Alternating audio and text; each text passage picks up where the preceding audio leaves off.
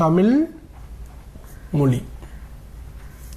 இதில் தமிழாகிய மொழி என்பதைத்தான் தமிழ் மொழின்னு சொல்கிறோம். மேலும் சில உதாரணம் சொல்கிறேன். சித்திரை திங்கள், சித்திரையாகிய திங்கள்.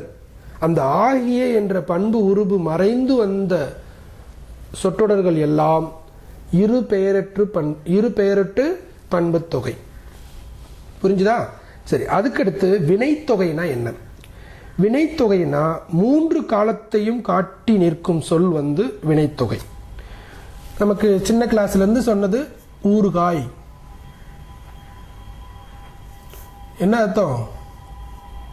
ஊறுகின்ற காய், ஊறுகின்ற காய், ஊறிய காய், ஊறும் காய்.